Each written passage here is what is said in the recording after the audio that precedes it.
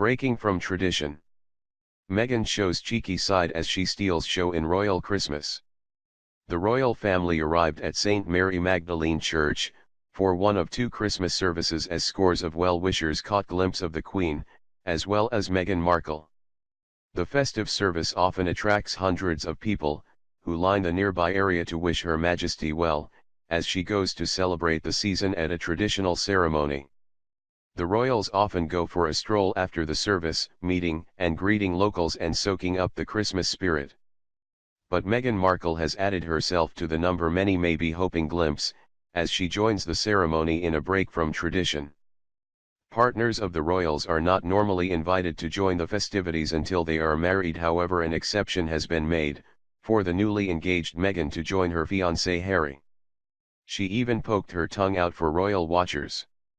Crowds were also cheered to see Ms. Markle demonstrate she had mastered the art of the curtsy. Ms. Markle walked arm in arm with Harry, as they made the short journey from Sandringham House to the church with other royals, including the 96-year-old Duke of Edinburgh. She seemed at ease, smiling and chatting as they walked alongside William and Kate, who is pregnant with her third child. The Queen, who was too unwell to attend last year's service after being struck down with a cold, arrived separately with the Duchess of Cornwall in a royal Bentley, and joined the group from the house, which also included the Prince of Wales. Hundreds of well-wishers turned out to catch a glimpse of the royal family, with some arriving in the middle of the night to ensure a good view.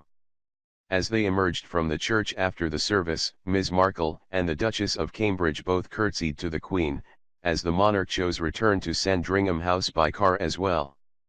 Then both Ms. Markle and Harry and William and Kate stopped to chat to some of the well-wishers.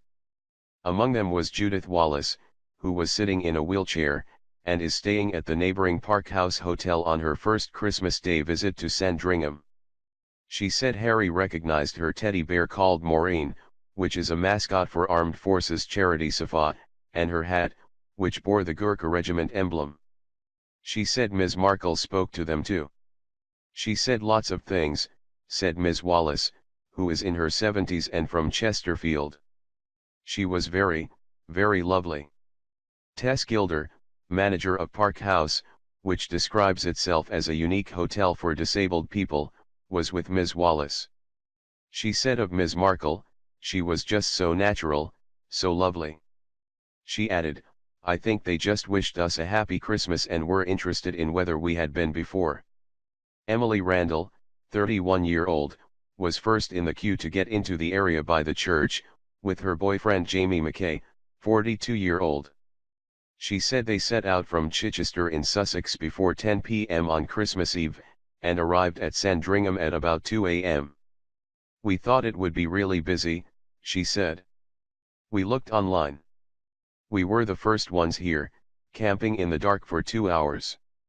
She said they had missed the Queen when she visited Chichester, so decided to make the trip to Sandringham. While the Queen made the return journey by car, the rest of the family, including the Duke of Edinburgh, walked back to the house. Ms. Markle was wearing a long, wide-collared camel wrap coat with a brown hat, and brown knee-length suede boots. The coat, by luxury Canadian brand St. Allard, is made from baby alpaca wool and sells for £986 on the company's website. She was clutching a brown leather Chloe Pixie bag, which sells for £1,400.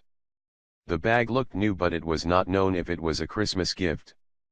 Back at Sandringham House, the royal family traditionally enjoy Sandringham reared turkey before settling down to watch TV, including the Queen's Christmas message, which this year includes a reference to welcoming new members into the royal family in 2018.